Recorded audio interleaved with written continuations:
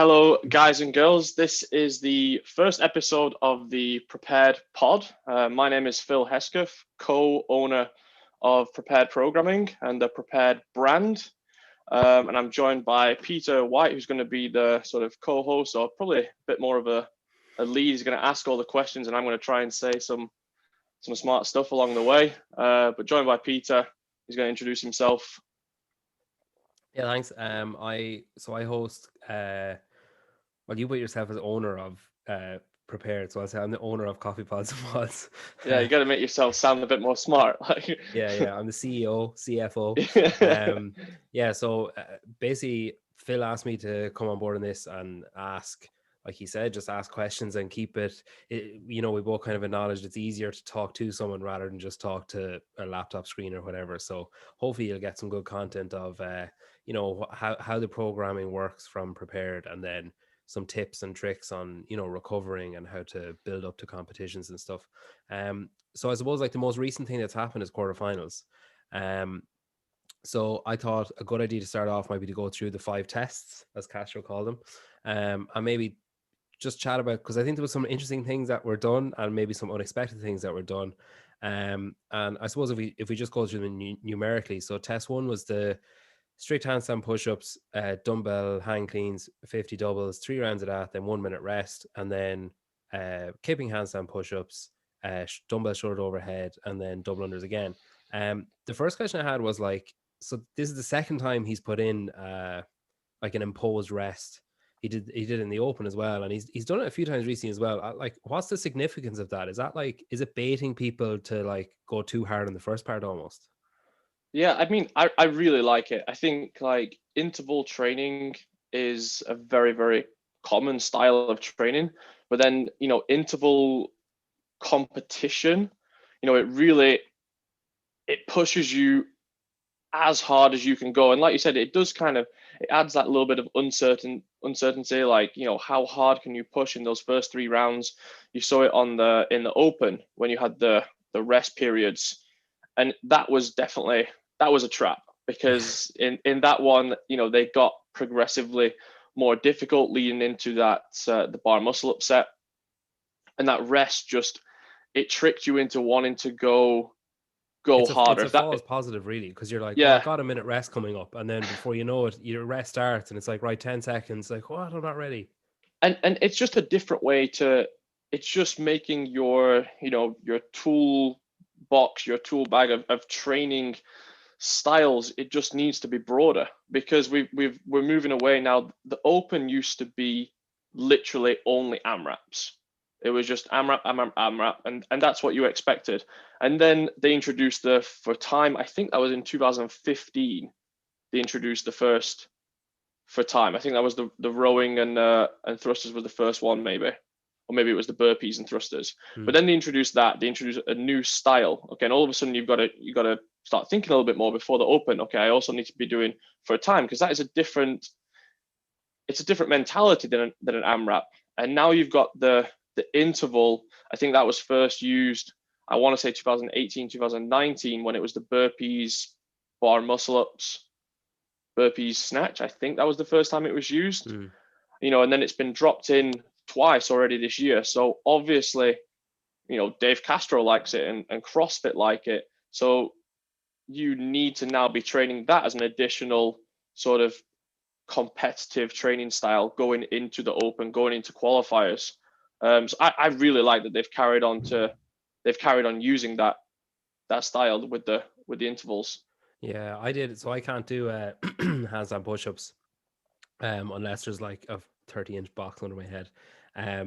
But I did it with a bar. I did like strict press and then hang cleans, doubles, and then like my plan was to do push press and then push jerk and doubles for the second part. Like I got capped. I did the first 3 rounds. I did my minute rest started at like 8:20, and I was like, oh god, I'm in trouble here. So like it is incredible some of the times that were posted for that, and some of like it's just mind-blowing, really. And when I first looked at it, I was like, I don't like making snap judgments. When you first see a workout, people can read it and oh, that's really good, or oh, that's rubbish. What a rubbish workout. Why are you doing handstand push-ups and push press, for example? It's not often you see a double push programmed like that. So that first triplet, you had the push pull combo. Yeah. The more difficult push being strict handstand push-ups, and then you went into that push with the kipping handstand push-ups into the dumbbell push press, and that that ruined people. I mean, the elite guys, it was super impressive. Some of the times that were put up for that were insane. But I mean, if you weren't quite in that elite group, even just sort of your RX athletes, that was a really, really difficult workout, even just to finish when you had that double push combo. Which I think out of all the workouts, no, maybe workout 2 will affect our program more, but I just think that push is not. A lot of workouts have double pulling movements. It wouldn't be weird to see a workout with power cleans and muscle ups, or snatches and muscle ups, or pull ups. So they've used that at the games before, but not often you see that double pushing movements. So I think that will definitely, going forward, be something that maybe I think about a little bit more in the programming, including that, really overloading the shoulders and still being able to perform gymnastics under that type of fatigue. Yeah, it's interesting, really. That you mentioned workout 2 there, so like 6 million GHD sit-ups. Yeah. Like Castro got a ton of flack for this at the start, and then naturally like created an echo chamber for himself of just sharing all the positive reactions to it afterwards. Like there was a lot of I suppose, like when I saw it first, I was like, okay, that's a shit ton of GHDs. It's not very inclusive for, I suppose, even first of all, if you just look at the time, the UK and Ireland and a lot of Europe, like no access to gyms or minimal access to gyms. Some gyms don't even have a GHD. But I suppose, like, if you look at Haley Adams, every week in Mayhem, they're on the GHD at least once. So, like, I suppose he's programming, assuming that people are being hyper aware of what's going on. Is that something that you think you'll have to change as well? I mean, we actually program quite a lot of GHDs as well, because one of the reasons is that because Froning programs so many of them, they do it so much, and he understands CrossFit, and they program things that are pretty in line with how CrossFit is going. And after they included it into stage 1 last year, I'm sure they kind of used that as a bit of a test. Okay, can we use a GHD in a mass sort of online situation? They released, it wasn't super early, but they did release that the GHD was going to be used. So it wasn't like it was a complete shock. Maybe the volume that they programmed was a bit of a shock. And, you can argue all day, like, is it too much? But it's kind of up to Dave Castro and CrossFit to decide, what is enough. I suppose it comes down to the athlete and the coach as well, because like I made a point to one of my friends that it's kind of like to find the fittest, you need to find who has like the highest capacity, the highest strength, the highest fitness, but also like intelligence. Like, and you need to be an intelligent coach or athlete to say like, yeah, don't worry too much about this one. Like, we haven't done a lot of these, so maybe go as, like, don't expect to finish it. Don't go all guns blazing out or whatever. Or the athlete themselves need to say like, this is my first time on a GHD in like 6 months, so I'm not going to, like, you don't want to end up with rhabdo from it. Yeah, I mean, that is the one. They're obviously not in control of who has and who hasn't had access to a GHD. I think if you've been training all year round on it, then like the volume, you would be able to handle it. Like, you will still be really sore. If you did 180 reps of anything, you'll be extremely sore. I mean, the one thing was like, okay, this is some people's first time on a GHD probably in a very long time, and I just kind of, like, you got to go hard if you want to progress to the next stage. And, I hope that there's not too many, stories. from it. But I mean, it's one of those things that it's a little bit interesting, I think. But Dave Castro programs GHDs. I think it was 150. I think they went 50, 40, 30, 20, 10 in stage 1 of the games last year. Yeah. And then the next time they use it is much, much earlier in the season with a little bit more volume. So like the step up is pretty massive. They did the same thing with the handstand walk ramp that was first used with the invitational. So the whatever, it was a 4 or 6 people, the best in Europe, the best in America. And then it showed up in much more volume at regionals when everyone was probably expecting it to show up again at the games the next year, and then maybe regionals the year after or 2 years later. But kind of once something gets tested, like they're pretty much straight into it the next year again. So I think you kind of just have to be ready for that. If you see something at the games, like even not to be surprised that it's going to get used in the Open or in the quarterfinals. Yeah, much earlier stages the next year. Even if we skip ahead to cement your point there, like test 4, the 4 rep max front squat, like we saw again a lower volume version of that at a later stage of the games last year. I was curious, like so a lot of people might not know what their 4 rep max is. They might know their 5, they might know their 1, they might know their 3. What was the significance of picking 4, do you think? I mean, I don't know why he chose 4, but the best guess is that because you probably haven't tested a 4 rep max. For some reason, you would have a much better idea of a 1, 2, 3, 5, 10 maybe rep max, but I don't know how often people are doing 4 rep maxes, and the amount of Instagram posts with new 3RM at least was probably the most common post. Like it's, it was a little bit tough, even though you had 20 minutes gauging sort of where you're going to be between, can I hit how high a percentage of my 1RM can I hit? Can I hit my previous 3RM for 4? I really like the front squat was good. The thing with the front squat is it just has, obviously every workout has a huge effect on the scoreboard, but there's no limiter to the front squat. So many, everyone can do it. Everyone can post a score.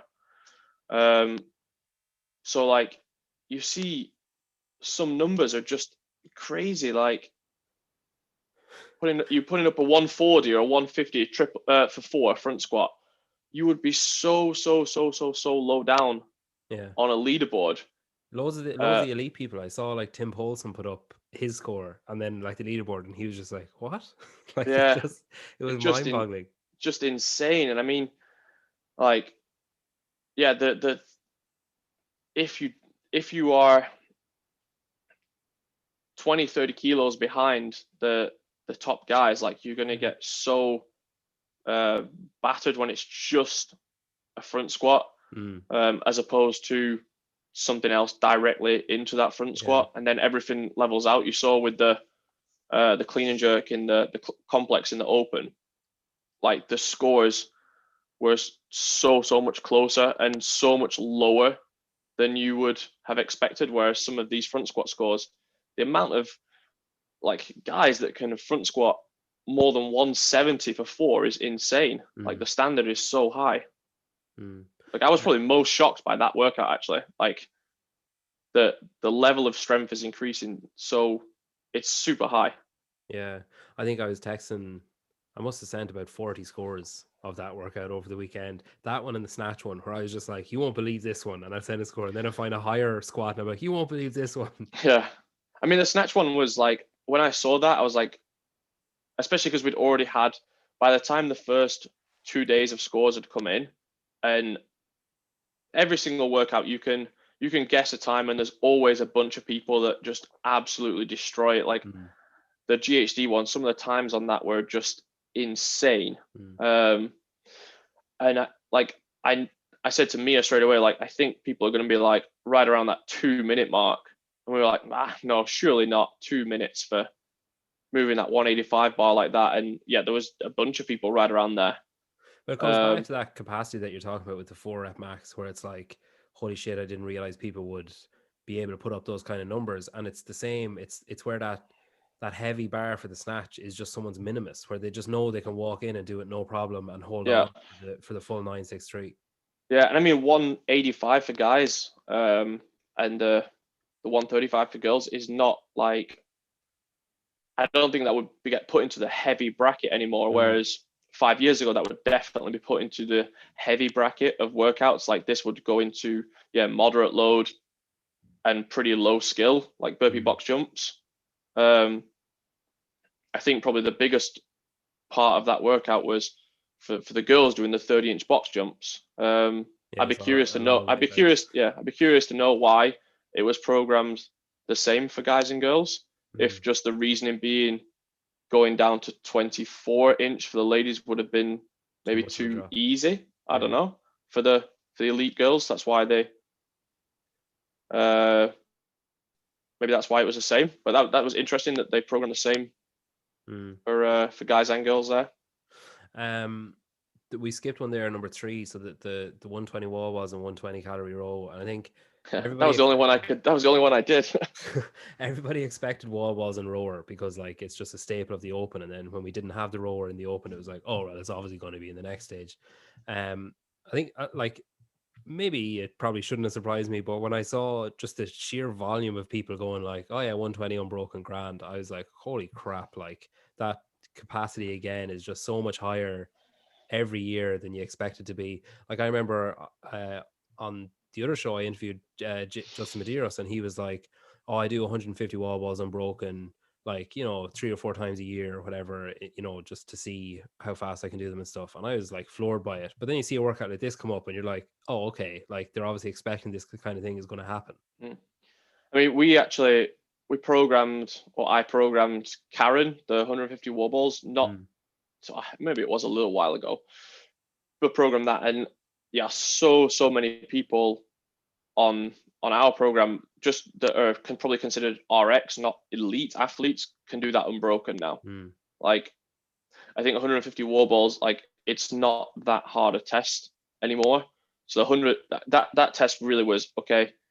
Yes, you can do 120, but I also know people that did 30 30 30 30 with just a real quick break.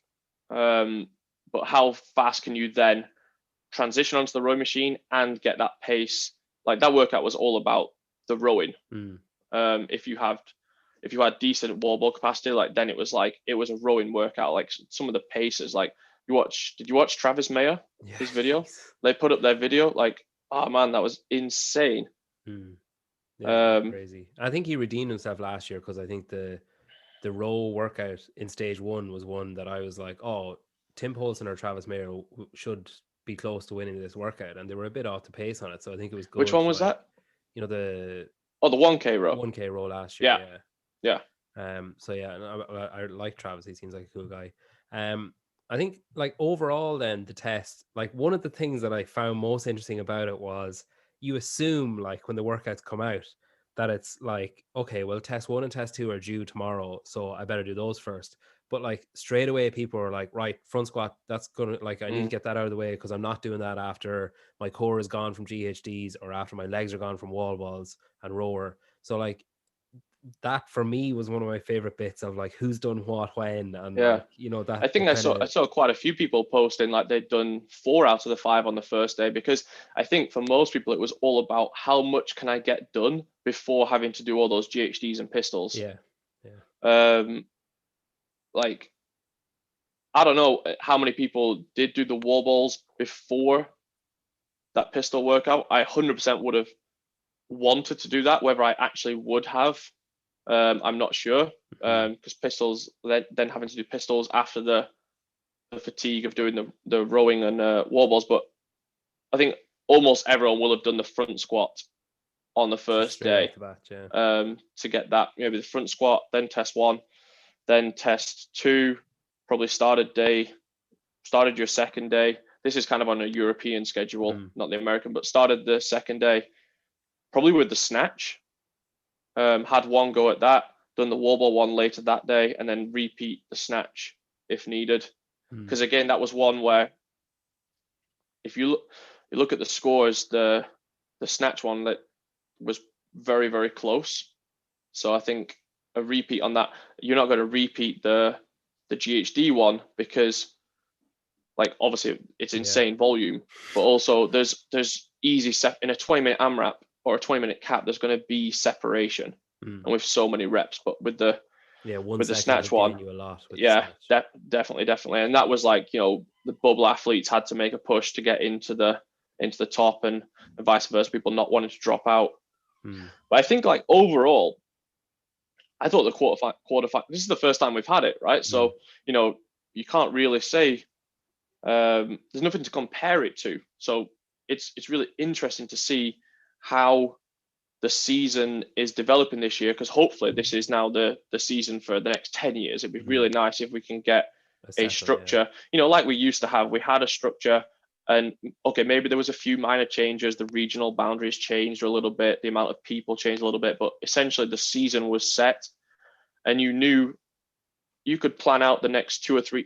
People want to dedicate their lives to this, for the next, up to 5, maybe even 10 years. So, like, knowing that the season is pretty set is obviously a huge help. Over the last few years, you've seen it's changed so much, for the 2 seasons, that it's very hard to kind of plan your life around it and be in the best possible shape for the end test, if you have other things going on in your life as well.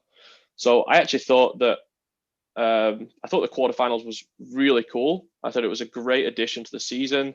Like, reducing the Open to just 3 weeks, I thought was really smart, because the Open does seem to drag on a little bit, in previous years. So just that quick 3 weeks was really cool.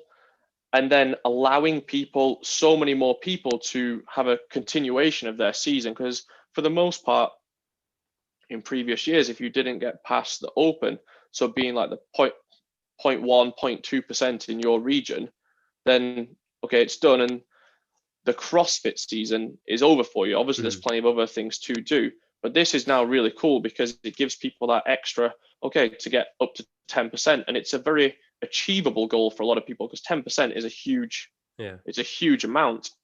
So we've had so many online competitions over the last year and a half, that I was a bit worried that, can you get the vibe of competing? But like, I was down at the gym all weekend. We don't go to the gym that often anymore because we've got a gym at home. But it was great to be able to go down to the gym, because I think there was 11 athletes at CrossFit Walleye that advanced to the quarterfinals, and it was such a good vibe. Like, it really felt like a proper competition. So I think CrossFit did a really great job of that, and I think it's overall, I think it's a really great addition to the season.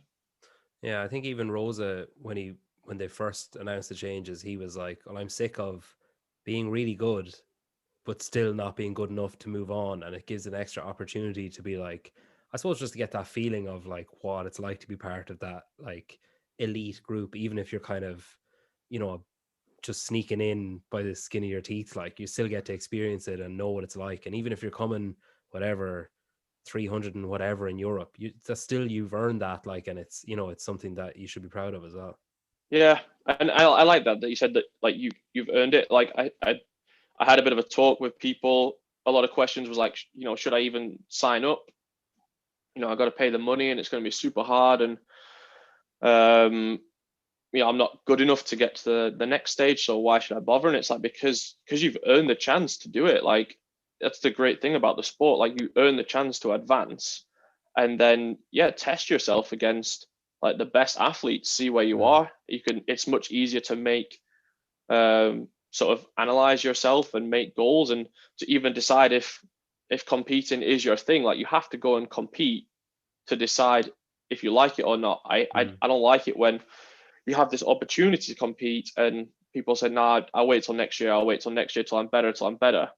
Like, it's probably never going to be that way, that you just wait and wait and wait and wait, and then all of a sudden you're the best. All the stars aren't going to align.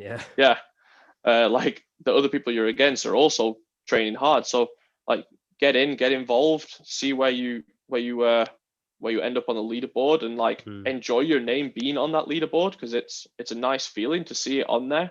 It's a good sense of achievement. So many people always say, like, you can only regret the things that you don't do. So, like, if you do it and bomb, at least you've had the experience, and you've you know, you might have grown from failure and you might have learned a few Yeah, things about yourself or about your programming or whatever. Whereas if you don't do it, you're just going to be sitting there going, maybe I should have done it last year when I was yeah. in better shape last year than this year. Maybe I should have done it then. You can make an Instagram post like would have been Yeah, this, yeah, would have been this in Europe if I'd have done it. yeah, Like, well, yeah, you yeah. didn't. So, Uh, but I think it was great. I think the quarterfinals was a really cool test. is it going to change anything for you? Like, is there anything that you know that looking at the games and looking at the Open and the quarterfinals, and then looking at the prepared programming, say for the last 6 or 8 months, is there anything that you think like, okay, I'm going to need to change things here, or even outside of that with programming for Norway, are you thinking there like, oh God, maybe I need to make the bars heavier, or maybe I need to train my athletes heavier or differently? Uh, I don't know, to be honest. I don't think we need to change too much. It's obviously next year you have a more sort of data from this year to kind of look at. You if they don't change the season structure again, okay, we're probably going to have 5, maybe 6 tests across these 3 days. So um, getting your athletes ready between the Open and quarterfinals might be a little bit easier. Now that you have a bit more sort of information, and yeah, just knowing that, okay, if you want to get to that next stage, we know that 180 GHDs and 180 pistols and 18 rope climbs inside 20 minutes is something that you need to be Yeah, able to do. it's You know, essentially nothing is off limits. Like, no one really knew.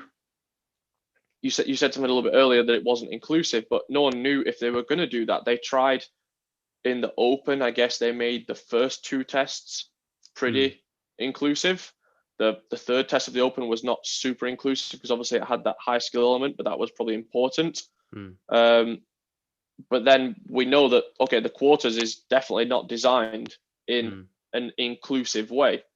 So if you were thinking that before, okay, quarters won't be as hard as a regional workout, maybe a little bit harder than an Open. That's not really how it panned out. So you know that, okay, once the Open's over, like it's go time now. Like the quarterfinals is going to be extremely hard, yeah, and it's going to take a little bit of recovery. It's not just a stepping stone. You're going to have to be in great shape because there's some really good athletes that haven't made it into the next stage. So you have to be in, really great shape unless you are one of the elites that can pretty much get through, maybe on 85, 90%. Unless you're one of those, you have to be at 100%. You'll need to take some time to recover, after that, to then start getting ready for the semifinals. Like it's definitely not just a easy stepping stone. Speaking of the semifinals, then is there anything like, where do you go from here? Like, where do you go from, like, are we expecting, say, if everything's going in a progression, are we expecting like legless rope climbs and handstand walks and like a heavy deadlift, things like that? I mean, it's different because CrossFit is overseeing the programming, Yeah, but there's a lot of variables this year because depending on what region you go to, the workouts are going to be different.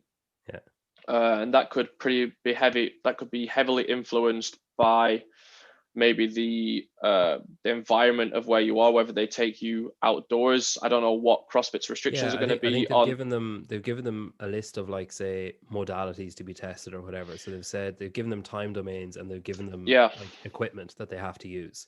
But yeah, then I think they're also given a bit of creative freedom, as yeah. well. And it'd be really interesting. So obviously you need to look at how far away your competition is, and if your competition, let's take Europe for example, has one of them is definitely going to be online and one of them is going to be in an arena. It's very like, I'm sure that they will release maybe an equipment list for those online ones. I don't know if that is going to happen or not. But you go to an arena, I don't know if they will limit what equipment you can use, but you've seen, I don't know, assault bikes, for example, Yeah. sandbags, running outdoors, which they did do at the stage 1 last year. Maybe they will do the effort to repeat that at a regional level, but maybe not. Assault runners, weighted vest workouts. So if you go to a live event, and definitely when we talk about teams as well, because then you've got the worms, which is probably the main piece of equipment compared to an online event. I would imagine that an online semi-final would have probably the same equipment list as the quarterfinal. I don't know what they would add to that. But if they do, then yeah, you've also got to now start sourcing more equipment. If they say a sandbag and you have to weigh it before the event, or if you now need to get heavier dumbbells, like we've seen at regionals, much heavier dumbbells being used. So, I mean, right now you've got to maybe you'll be taking a few days off and be training a much broader sort of spectrum of movements in case you're going to a live event and you have the those sort of out of the gym style events or a different kind of piece of equipment. But if you find out that you're going to Germany, for example, which is going to be online, then I'll get back to focusing more on that equipment list that we've had for the quarterfinals, unless they say otherwise. And you just have to be reactive as well, because you could find out maybe, I don't know how early or how late they will leave it for you to know, okay, is Lowlands going to be live or is it going to be online? I don't know if you're going to find that out.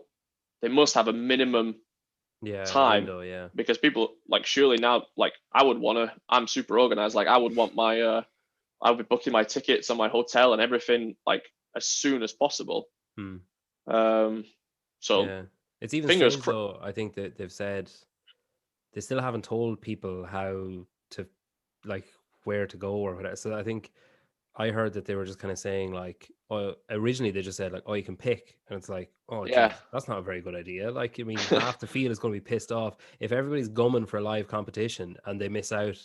They miss out because everyone picks Lowlands and you're left with Germany, which is online, and not, you know, like it's out of their control or whatever. But people are crying out for a live competition. yeah. So if they're told like, oh, sorry, that one's full, you have to go to this one. So I think maybe, I don't know, maybe it wouldn't make sense, but I initially assumed it would be like, you know, first, third, fifth set, like the odd numbers go to Lowlands and the even numbers go to Germany. And then I think that would be the fairest way. Yeah.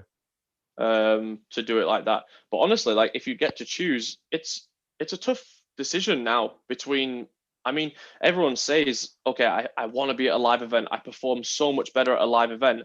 But you look at the top 10 in Europe, let's say, for example, I don't know off the top of my head, you got Jonna and Björgvin who previously excel at live events. I can't remember exactly who else was in there right now, if we're talking about the boys. But then you got a bunch of new names in there that, like maybe online is your thing. It's like you get to sleep in your own bed, you get to do the workouts at your own gym. Like there's much more in your control, I think.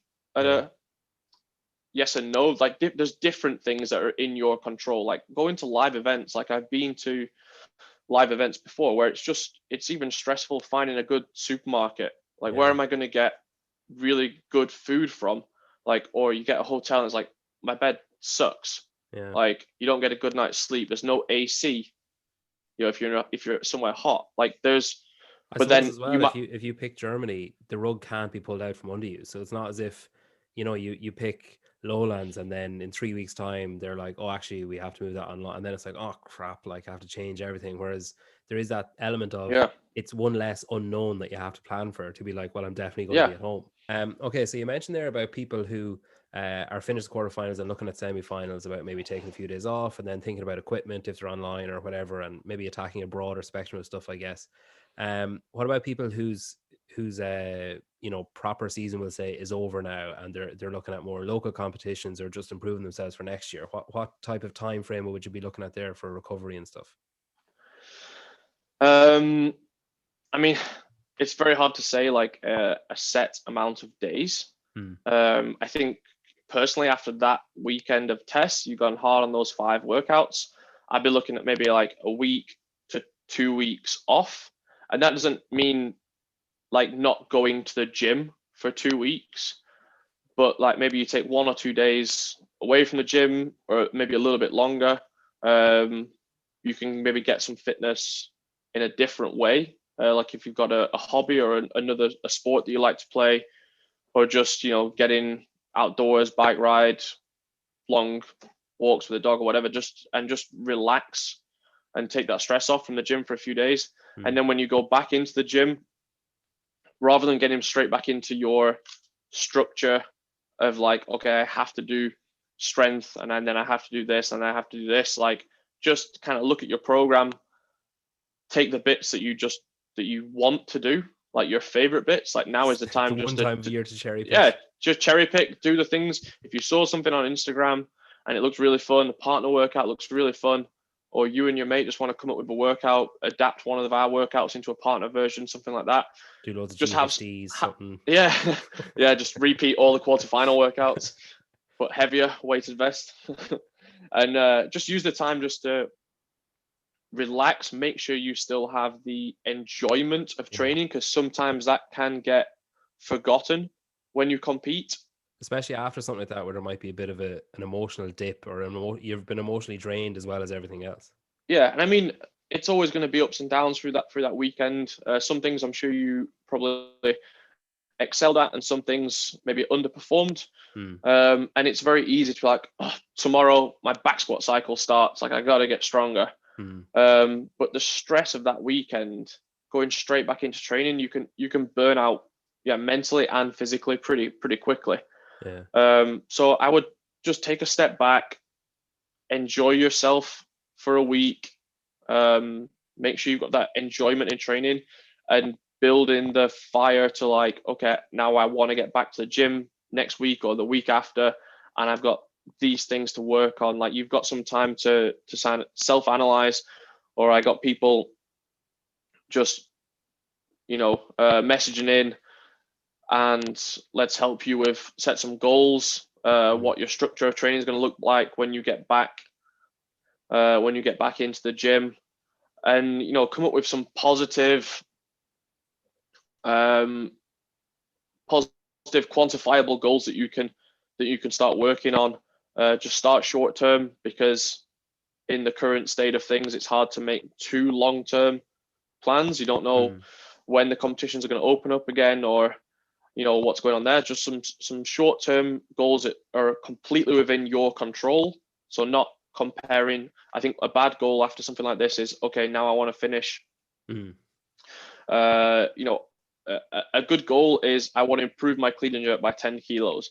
A bad goal, or a much you put more pressure, more pressure on yourself, is say, I want to win the clean and jerk event next year.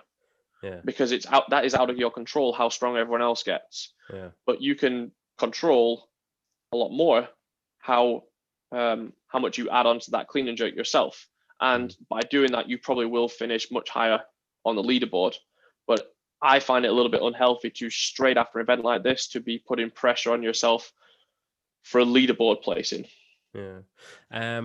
What's coming up for Prepare then? What can people expect from the next block? I saw you were testing max toes to bar and a few other things the last couple of days. Oh, that was today. So that's Tuesday. That was at the start of a workout that we had a bigger set of toes to bar. That wasn't necessarily, that was just specific to the workout that we were doing right there. In general, so the Prepared program, if you're on it, you already know this, and if you don't, it is a program, I think it's relatively unique in its design. It's not necessarily focused on the open. We added on extra training to make it more specific to the open for those that do want to, but for the most part, it is a all year round competitors program. And the idea of it is that we have sort of 6 essential training pieces per day, and they will be labeled main 1, main 2, which are the ones that we recommend is sort of could be just a standalone program in itself. If you do 1 session a day, then this is a good CrossFit session to cover the bases and get yourself in a good position to be able to compete in the sport of CrossFit. But then you have these extra add-ons each day that you can then choose which ones you want to do. So there would be strength, gymnastics, engine, and accessory. And throughout the year, you can adjust, which ones you're actually including into your schedule. So we just put out a bunch of information to the guys now that if you are going into say you train 2 a day and you want to focus on strength, then you would hit the main 1 section plus the strength plus the accessory in your morning, and that would be about 75 to 90 minutes. And if you have that second session of the day, you'll be able to hit your gymnastics and potentially an engine piece 3 times a week. That would be a good strength bias while still maintaining a good level of fitness. And you would avoid the pure CrossFit stuff that we program for a little while, just because that is the most fatiguing part and can have the most impact on your strength development. So that was just an example that we put out. What we do in those extras is have something I like to call trends. So we focus on certain things for 2 to 4 weeks to see small mini improvements in specific areas. So it's not just a random selection of things all the time, which potentially you could get labeled as when you say the word general program gets thrown around a lot, which is, I hate that word because the program is actually very specific. So the trends that we are focusing on this month is strict handstand push-ups and 5K row. So we've got some pretty cool progressions for those things, and then we'll switch those up every month to different things. But it's just so that we can still maintain the same I don't know what you call it, ideologies of the program, or we want to keep it as this all year round competitors program, but then still have these small blocks or trends within the program itself. And then to build on that even more, we released a series of add-on programs. So they can essentially work. It's almost like a pick and mix system. Like you can take out bits from the prepared program if you have the right discipline to be able to do that, and add in those add-ons that you need to work on yourself. So we just put out a strength block, which is an 8-week off-season program that people were asking for. We didn't want to put that directly into the prepared program because it's not a seasonal program. Therefore, we can't just drop an off-season program in whenever we want. But we have an add-on program that you can then sub out all the strength work inside prepared. You would do the strength work from this 8-week add-on, and then you can add in the prepared gymnastics or engine or accessory or whatever it is that you wanted to add into that to make up your amount of training each day, depending on what your goals are and how much time you actually have available on each day. Yeah, I feel like I just be adding add-ons on top of add-ons and top of add-ons and just get buried. Yeah, and I mean that's probably the main sort of one of the main parts of my role is trying to make it as clear as possible. Like I put so much effort and detail into the notes of every session and all the add-ons and stuff, trying to make sure that people don't do that mistake of just okay. Add-on is probably the wrong word actually, because that implies that you're doing it on top of everything else. I don't know if you call it like a switch out or something like that instead. But making sure that we are sort of educating people along the way in sort of maintaining a good volume of training without overdoing it. Which, when people don't have an individual coach, that can happen. I don't think an individual coach is necessary. It's definitely a good thing to have if it suits you. But following a program that has a really good level of notes and details to help you make the right training decisions each day is going to be absolutely fine for your. That's what I did when I was competing. That's what Mia did for multiple years and managed to qualify herself to the games twice. So sure, even Jeffrey Adler followed the .com basically and finishing the top 5 in the world last year. So I think the general, those kind of all-encompassing programs suit a lot of people really well. If like you say, you have detailed notes, detailed explanations of you know, to signpost you, I guess, in the direction of like, okay, maybe I don't need to add on the gymnastics things right now. Maybe I need to focus on like, you know, my engine or whatever instead. Or, you know, I think it's a clever way of doing things. Another cohort, I suppose, facing into a busy period or a taxing period are going to be the team athletes and then the age groups. So the teams are up first. They're up in 2 weeks' time. And sorry, next week. And Yeah, then be a week. to be a gap week, and then the age groups are up after that. Should either of those groups be changing anything dramatically yet, or are we kind of looking to maybe just the week of, maybe 2 or 3 days slowing things down? Well, I mean, the teams, so when this podcast comes out, then they are a 1 week out. So they will definitely be sort of into their sort of maybe tapering phase. So that will have already started. Once they would have decided to go teams, like we did a simulation weekend, so put out 5 tests for free for teams to be able to get after, and then from that they would have been able to have 2 weeks prep of, we just recommended prep of synchro gymnastics is probably the main thing, synchro barbell cycling, and then looking back at the sort of team series workouts, it's probably one of the best kind of groups of workouts that we can look at to see what might be coming up. A lot of static holds while one person is working. That was super popular. I thought it was interesting. They said on the equipment list, it was like, make sure you have access to 4 judges, so like a judge per team member. Yeah, and that's going to be interesting. I don't have the 4 judges. That's judging on your own is hard enough, but trying to communicate with 3 other judges at the same time. So yeah, the teams have been kind of fine tuning. They have a bit more sort of communication stuff that they needed to work on, and then similar sort of taper that we did for the individuals, like just slowly.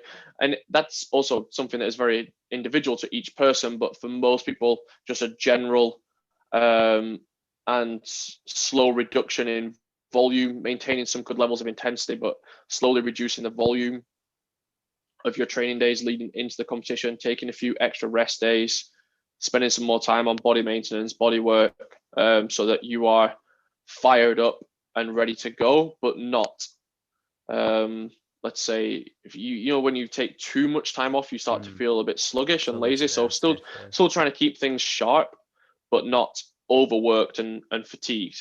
And the age groups, so we started like another add-on, I guess, for free, but it's not really an add-on. It's like a side advice program. So they would continue following our prepared masters program, but they would have this extra advice program that will help them know which pieces to hit from the program each day, in what order, and how to adjust the workout. So some of the workouts within the week that are more training based, we would flip around to make a bit more testing, competition style. For example, the one that you mentioned earlier, the toaster bar, we did the max set, and then in that workout you had percentage of your max set. So we flipped that one around. So you still did the max set just to see where you're at, but then there was a set rep range every round, because you need to know how to handle certain rep ranges and not just percentage of your max when you get into a live competition, and there's going to be an actual rep range to get after. Yeah, that's cool. Well, look, I think we'll leave it there, and we've got, we've covered plenty there of, I guess, recap and recovery and what's coming up, and then we'll be back with maybe a reaction to the team workouts when they come out, and we've got loads coming up, so we've got no shortage of talking points. All we have to do is keep talking. Definitely over the next few months, there's plenty to look back on and analyze and see how that sort of shapes programming going forward, because every single year that always kind of shapes what you need to be doing leading into the next year. So like, I find this time of year extremely interesting, bit of a geek for the CrossFit workout. So it's always it's always a really exciting time of year.